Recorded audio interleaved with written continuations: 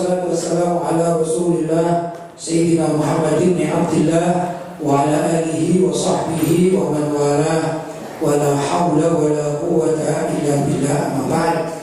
Hadratul mukarramin, ma'asyiral ulama al-fudala, ma'asyiral asatidzah al-kurama, bapak-bapak, ibu-ibu, para santri yang dirahmati Allah, wabil khusus orang tua kita yang kita cintai, kita muliakan, kita hormati dan kita tunggu barokah doa beliau al-walid Kiai Basri Alawi. Mudah-mudahan beliau senantiasa diberi kesehatan, diberi umur panjang, sehingga dapat senantiasa menyertai kehidupan kita. Allahumma amin. Bapak-bapak dan ibu-ibu yang dirahmati Allah, sebagaimana biasanya pada kesempatan yang mulia ini saya akan melanjutkan pembacaan kitab Risalah Ahli Sunnah wal Jamaah yang dikarang oleh Hadratus Syekh Kiai Hasyim Asy'ari. Mudah-mudahan beliau senantiasa di alam pekuburan, di makam pekuburan beliau diberi kuburan yang luas, yang barokah, dan ilmunya juga barokah untuk kita semua. Allahumma amin. Sebagaimana pada kesempatan terdahulu tentang ulama dan orang Islam penduduk Jawa itu senantiasa berpegang teguh dengan pendapat-pendapat yang diajarkan oleh para ulama Ahlus Sunnah wal Jamaah. Kiai Hasyim Asy'ari juga mengukir beberapa pelanggaran-pelanggaran akidah yang dilakukan oleh aliran-aliran sesat, antara lain aliran yang dibawa oleh Syekh Muhammad bin Abdul Wahab dan kawan-kawannya. Juga ada aliran Syiah yang konon dimotori oleh Abdullah bin Sabah, orang Yahudi yang pura-pura masuk Islam. Kalau zaman sekarang ini tokoh spiritualnya adalah Khomeini. Itu juga sudah dibahas dalam pertemuan terdahulu tentang kesesatan mereka. Maka pada akhirnya Kiai Hasyim Asy'ari menukil beberapa aliran-aliran sesat yang harus diwaspadai oleh umat Islam di Indonesia, khususnya warga Ahlus Sunnah wal Jamaah, lebih khusus lagi adalah warga Nahdlatul Ulama. Kata Kiai Hasyim Asy'ari, wa minhum, di antara aliran-aliran sesat itu adalah Ibahiyun, yaitu kelompok Ibahi. Kelompok Ibahi itu kalau sekarang nggak begitu dikenal nama Ibahi, tapi kelompok Ibahi ini dibagi beberapa macam, atau ada dalam kelompok Ibahi ada sekte-sekte juga bagian-bagian. Karena kelompok Ibahi ini kalau orang zaman sekarang lebih kenal dengan kelompok yang namanya Wahdatul Wujud. Apa itu? Kalau bahasa Jawa dikatakan manunggaling kawula Gusti. Manunggaling kawula Gusti, yaitu menyatunya hamba dengan Tuhannya. Itu kelompok-kelompok yang masuk dalam pembagian Ibahiyun.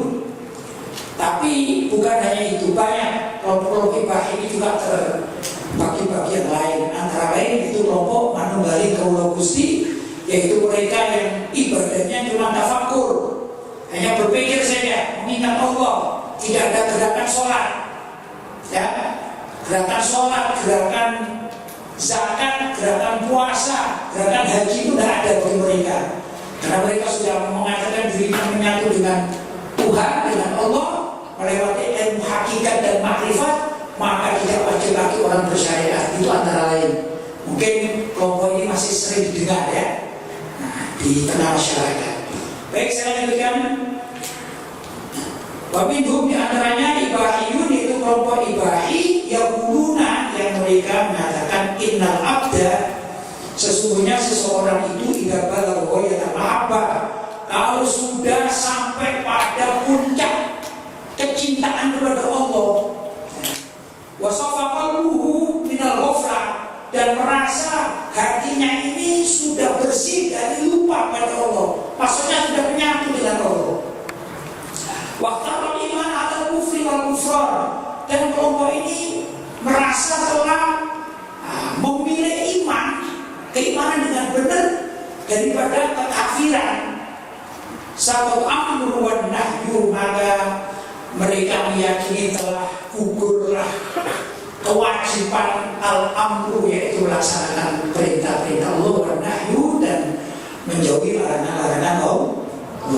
Jadi karena merasa dirinya sudah bersih, suci, murni, cinta pada Allah, menyatu dengan Allah, maka dikatakan, lah sekarang saya sudah masuk pada level menyatu dengan Allah.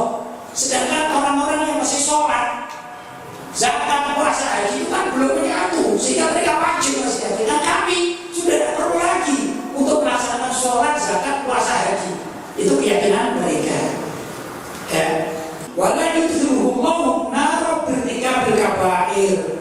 Dan kelompok ini meyakini orang sudah menyatu dengan Allah, sudah benar-benar menyintai Allah, memiliki keimanan yang sangat murni. Mereka meyakini bahwasanya bila mana mereka itu melakukan maksiat kabair. Mungkin kabair ini dosa besar, lebih mudah orang Jawa mengatakan molimo, ya. Mengamalkan molimo itu tidak disiksa, dirangkap menurut keyakinan mereka. Jadi bebas, karena kabair itu termasuk nahyu, larangan. Sedangkan mereka sudah bukan waktunya orang dilarang. Ya, mungkin gambarnya begini, gambarnya begini. Kalau kita di masyarakat, ada level polisi, ada level masyarakat. Anggap saja ini dalam urusan perjalanan, urusan lalu lintas. Kalau masyarakat kan, kalau sama dihukum kan. Kalau dihukumnya, kalau kendaraan dia apa namanya? Ditilang. Tapi kalau polisi yang melanggar, siapa yang menilang? Ya, maka mereka itu merasa kalau orang yang masih sholat itu dianggap rakyat biasa, misalnya masyarakat biasa, sedangkan yang kelompok mereka ini, mereka menganggap polisinya. Jadi sudah tidak wajib punya SIM, tidak wajib punya aturan-aturan, tidak perlu sama helm dan segala macam, bebas. Barangkali begitu gambarannya, ya. Baik. Molimo kalau dilanggar, kalau kita, ya kita ini melanggar molimo. Apa sih molimo itu? Mo pertama, M pertama, madat. Saya sebutnya madat itu apa? Narkoba, ya. Maling, mencuri, mabuk itu ya. Terus madon, apa madon? Main perempuan. Satunya apa ini? Apa ini? Madat, maling, madon, mabuk, apa sih? Main judi. Kalau kita, ya, misalnya terjerumus menjalankan salah satu dari 5 ini, itu kita merasa berdosa, ya, sehingga kita ada harapan untuk bertobat. Karena kita tidak merasa suci, kita tidak merasa bersih. Memang kita ini banyak dosa. Karena itu masyarakat pada umumnya kalau mati ini kan banyak yang melakukan dosa, ya. Karena banyak melakukan dosa, karena itu tata pekuburan dimasukkan pendosa. Pendosa itu adalah tempat orang berbuat dosa, ya. Nah, tapi di sana kemudian awal diberi, didoakan, ada sholat mayit, ya, sholat jenazah dan lain sebagainya, ada talqin, ada zikir dan segala macam, kan? Ya, itu karena apa? Kita dibawa dengan pendosa, karena ini kita banyak dosa. Itu masyarakat pada umumnya, dan itu yang dirasakan ini benar. Kalau kita merasa berdosa, kita masih ingin bertobat. Masalahnya, kalau ada orang merasa dirinya tidak berdosa, bahkan melakukan molimo, tidak merasa bermaksiat. Kenapa? Karena sudah bebas. Gak sholat bebas, gak zakat bebas, gak haji bebas, gak puasa bebas, melakukan dosa besar juga bebas, dosa apa saja juga bebas. Itulah yang diyakini oleh penganut Ibahiyyun. Itu salah satunya, kelompok satu. Bapak dulu sebagian dari anggota Ibahiyyun itu yang dulu mengatakan innahu tasqutu anhu ibadatil dhahirah. Sesungguhnya telah gugur bagi orang tersebut atau menganut Ibahiyyun al-ibadatul dhahirah, ibadat yang zahir. Apa ibadat zahir? Ya puasa, haji, zakat, sholat, ya namanya ibadat zahir. Itu yang diyakini. Melakukan dosa besar bebas, apalagi dosa kecil. Dosa besarnya bebas, apalagi dosa kecil. Yang berikutnya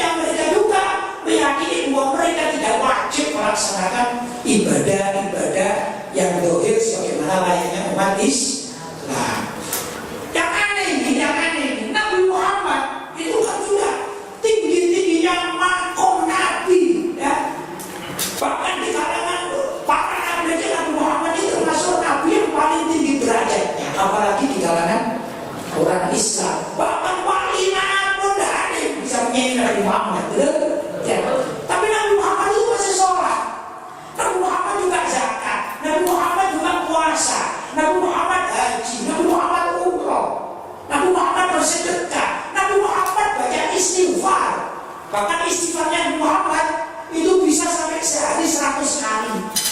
Jadi Nabi Muhammad tidak merasa begini, saya karena seorang Nabi yang kedudukanku ini, kedudukan saya tidak tinggi, saya tidak wajib sholat. Tidak begitu Nabi Muhammad. Saya tidak wajib zakat. Tidak begitu. Saya tidak wajib puasa. Saya tidak wajib haji. Tidak begitu.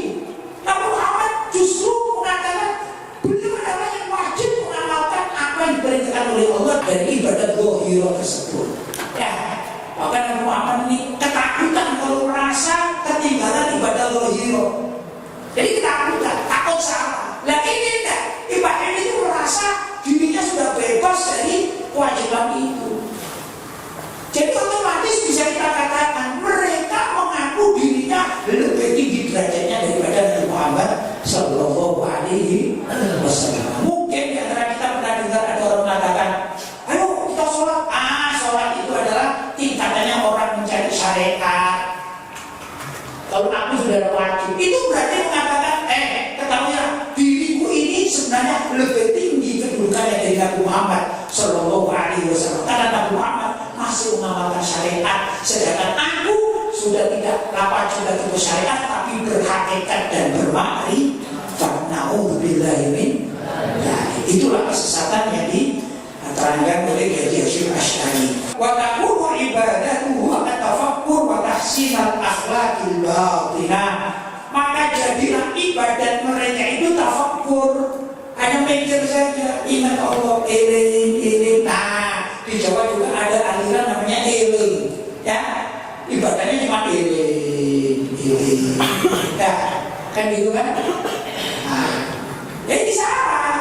Jadi ibadah bukan itu, eling itu, mikir itu ya ibadah, tapi ibadah yang wajib adalah yang doa seperti sholat, puasa, zakat, haji. Patahsinal akhlaqil batinah, dan memperbaiki akhlak yang batin. Apa akhlak batin? Mereka mengatakan yang perlu diperbaiki adalah hubungan dirinya dengan Allah, namanya akhlak al-batinah. Akhlak al-batinah ini perlu, kita ini wajib untuk memperbaiki, tahsin untuk berakhlak kepada Allah. Tapi tidak lepas dari kewajiban kita untuk beribadah Allah. Ya. Nah, ya alhamdulillah saya duduk di sini semuanya secara zahir akhlaknya baik kepada Allah SWT. Saya contohkan satu akhlak yang baik kepada Allah SWT menurut para ulama salaf. Antara lain, ulama salaf terdahulu itu tidak mau melepas peci sehingga rambutnya ini kelihatan. Karena itu di dalam ajaran fikih ada satu ajaran begini. Kalau kalian tajdidul wudu, kalian sudah punya wudu, tidak batal. Misalnya kalian ini sholat sebelum sholat maghrib wudu, kemudian setelah sholat maghrib kalian menunggu isya, tidak batal. Begitu ada isya, itu menurut para ulama fikih disunahkan tajdidul wudu, mengulang wudu walaupun tidak batal. Itu ya, ini sunnah. Ada satu peristiwa di situ yang perlu dicermati. Nah, tak kala kita ini tajdidul wudu, maka bolehlah tak kala kita waktunya mengusap rambut, itu bukan rambutnya yang diusap, tapi pecinya atau imamahnya pada zaman dahulu. Jadi habis mengusap, habis membasuh wajah, membasuh tangan, kemudian rambut, kan mengusap rambut, ngambil air yang dibasah ini imamahnya atau pecinya tanpa harus melepas peci sehingga rambutnya tidak kelihatan. Kenapa? Itu karena ulama-ulama salaf terdahulu malu kepada Allah. Kalau rambutnya kelihatan kepada Allah itu malu, walaupun laki-laki. Kalau perempuan sudah malu, ini laki-laki. Saking apanya? Saking ingin berakhlak kepada Allah Subhanahu wa Ta'ala. Itu demikian. Maka ada ajaran seperti tadi itu, tidak perlu lepas rambut. Kenapa? Karena menurut para ulama salaf, khususnya ahli tasawuf, hukum itu dibagi dua. Pertama hukum fikih, kedua hukum tasawuf. Kalau hukum fikih seperti kita pelajari, contoh hukum fikih secara masyhur bahwasanya aurat wanita itu di luar sholat itu ada dua pendapat. Pertama, pendapat paling kuat yaitu jami'u badaniha, semua badannya tanpa kecuali, jadi wajahnya pun wajib ditutupi ya. Maka kalau ada orang bercadar itu tidak salah menurut fikih ulama salaf Ahlus Sunnah wal Jamaah. Mau empat mazhab itu siapa saja, Hanafi, Maliki, Syafi'i, Hambali, kaul ini ada, pendapat ini ada, semuanya semua wajib ditutup. Itu kaul pertama.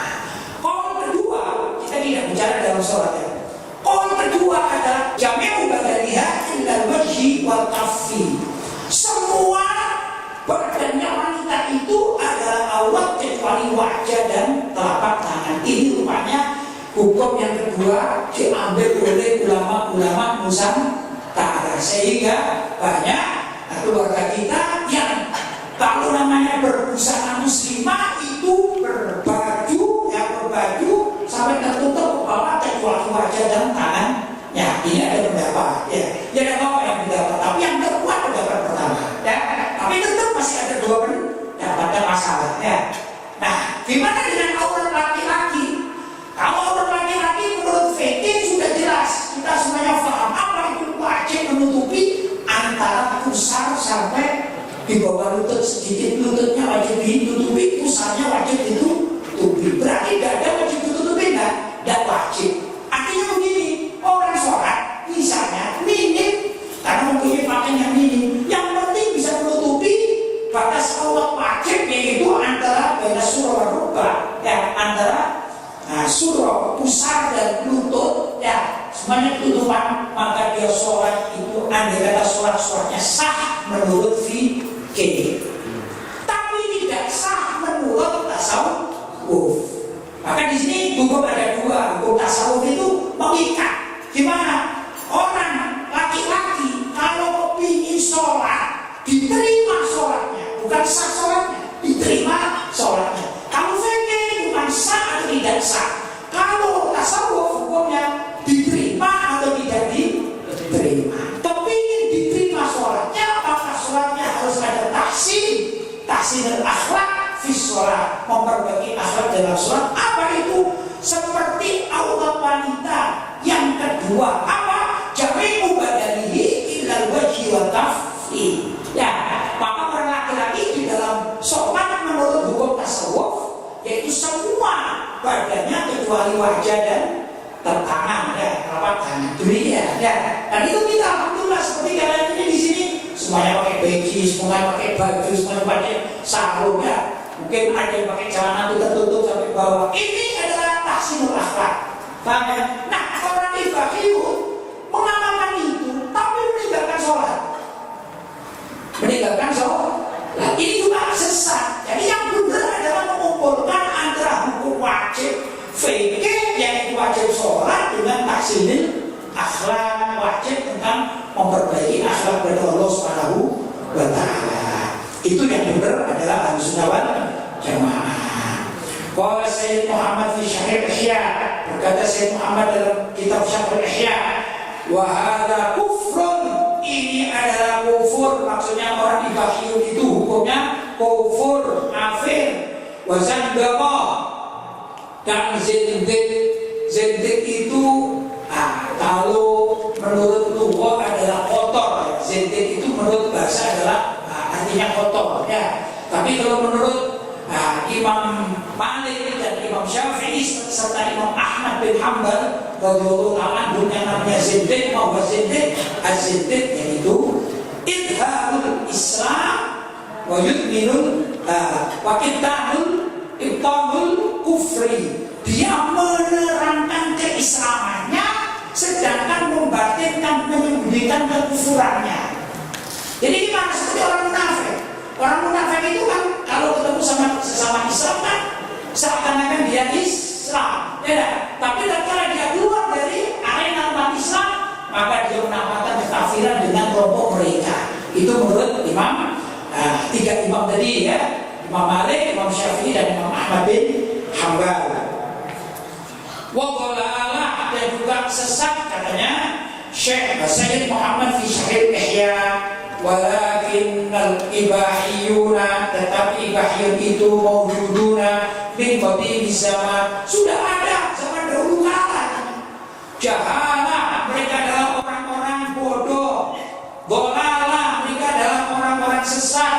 Laisa lahum ra'sun, tidak mempunyai pemimpin. Ya'lamul ilmu syar'iyyah, yang memahami ilmu syariat kama yang bagi sebagaimana pada umumnya. Jadi pimpinan mereka itu dulunya adalah orang-orang bodoh, ya, tapi ingin bertasawuf. Nah ini bahayanya, orang bodoh belum mengerti syariat, belum mendalami ilmu agama, ilmu fikih, tapi terjun ke dunia tasawuf. Maka tasawufnya ini tasawuf yang sesat. Kalau tasawuf dalam Ahlussunnah wal Jamaah itu adalah tasawuf yang berbingkai syariat. Beberapa waktu yang lalu saya pergi ke komunitas Aceh, dari Aceh juga ketemu juga di Batam. Ini ada orang-orang di Bahiun, ini ada. Cuma beda dengan yang diterangkan oleh Kiai Hasyim Asy'ari. Ini salah satu sekte di Bahiun. Karena kan banyak ya. Beda dengan yang tadi sudah disebutkan. Itu mereka pertama meyakini, ini orang-orang tidak punya ilmu tapi beragama, membaca Al-Quran, mempelajari Al-Quran tanpa guru, akhirnya sesat. Sekarang ini ada pengamal tasawuf dan hakikat, ya, tidak mau syariat. Lah keyakinan mereka aneh. Mereka ini membaca Al-Quran, khususnya surat Al-Ikhlas, Qul huwallahu ahad. Itu mereka memahami dhamir buah di dalam Qul huwallahu. Dhamir buah itu merujuknya kepada anta yang ada di dalam lafaz kul. Jadi kul anta dalam huruf hai Muhammad, ya, huwa anta yaitu huwa Muhammad. Kul huwa Allahu ahad, adalah Allah yang Maha Esa. Jadi mereka meyakini bahwa Nabi Muhammad itu adalah Allah, jelmaan Allah. Persis seperti orang Nasrani. Orang Nasrani itu, ya, kan meyakini bahwasanya Nabi Isa itu adalah jelmaan Allah di muka bumi. Karena itu Allah berfirman, laqad kafara alladziina qalu innallaha huwal masih ibnu Maryam. Sungguh telah kafir orang yang meyakini bahwasanya Allah itulah ibnu Maryam, yaitu Nabi Isa. Ini murtad, bukan murtad, ini kafir menurut apa? Al-Qur'an. Nah, ada kelompok juga ikut dalam Ibahiyun yang berbeda dengan orang Nasrani, itu serupa. Mereka mengatakan bahwa Nabi Muhammad itu jelmaan Tuhan. Jelas ini adalah orang-orang bodoh, orang-orang sesat. Bahkan kalau dikiaskan dengan ayat tadi, ayat tentang orang-orang yang mengatakan Allah adalah Isa bin Maryam, ya, maka orang tersebut sudah kufur, na'udzubillah. Dan ini banyak pengikutnya, ya.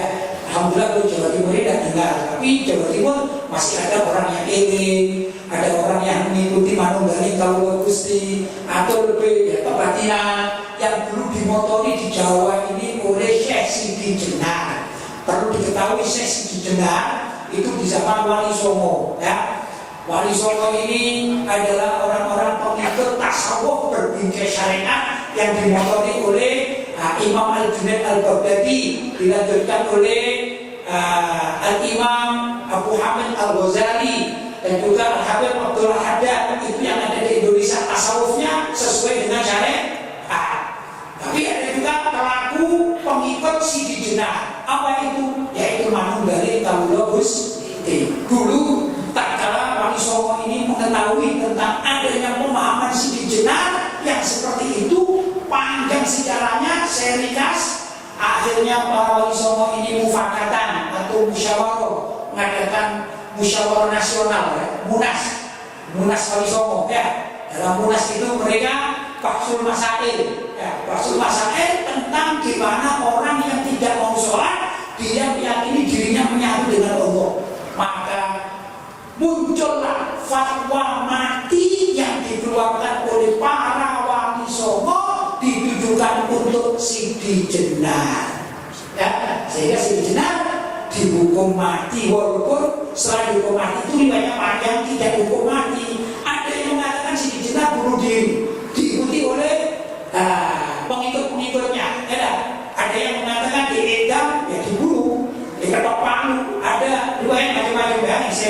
Ada yang mengatakan pengetapangnya itu adalah Sunan Giri, tapi ada yang mengatakan yang lain. Itu namanya sejarah, maklumlah seperti itu sejarah ya. Gila ya. Tapi itulah cerita secara umum bahwasanya kita sebagai pengikut Wali Songo, orang Islam Indonesia Ahlussunnah wal Jamaah, Aswaja khususnya NU itu kalau ziarah biasanya ziarah Wali Songo, bukan ziarah Siti Jenar. Nah, kenapa? Karena Siti Jenar di fatwa mati dianggap sesat oleh para wali Songo. Karena itu kita tidak perlu mengikuti ajaran Siti Jenar. Kita mengikuti apa? Ajaran Wali Songo saja ya, yang membingkai tasawuf dengan syariat. Nah, itu namanya wali. Wali Songo itu wali ya kan? Beliau sholat, zakat, puasa, melakukan fikih. Seperti Nabi Muhammad SAW, tapi tetap predikatnya sampai detik ini namanya Wali Songo. Ya, kemudian ada yang mengatakan, oh sini kita wali, kita ingat. Kenapa kita ikut Wali Songo? Kalau misalnya ada pengikut Siti Jenar datang ke sini, kami ini sebenarnya menerangkan, kami ini pengikut Siti Jenar itu begini dan begitu misalnya ajarannya. Kita katakan kami adalah pengikut Wali Songo, maka akan kami fatwa mati pengikut Siti Jenar, mengikuti siapa? Para Wali Songo. Ya, itu sebenarnya kita tegas, kita benar sesuai dengan syariat. Itulah yang diajarkan oleh Mbah Hashim Asy'ari. Mudah-mudahan apa yang saya sampaikan ada manfaatnya. Mudah-mudahan kita semuanya mendapatkan berkah dari keberkahan Mbah Hashim Asy'ari dan juga ulama-ulama salaf terdahulu, dan khususnya kita mendapatkan berkah dan doa dari Sayyidul Walid Kiai Haji Basri Alwi. Mudah-mudahan kita semua selamat di dunia dan dunia akhirat. Mungkin apa yang saya sampaikan ada hal-hal yang kurang tepat, saya mohon maaf yang sebesar-besarnya. Hadza ma aqulu lakum wal 'afwu minkum. Wassalamualaikum warahmatullahi wabarakatuh.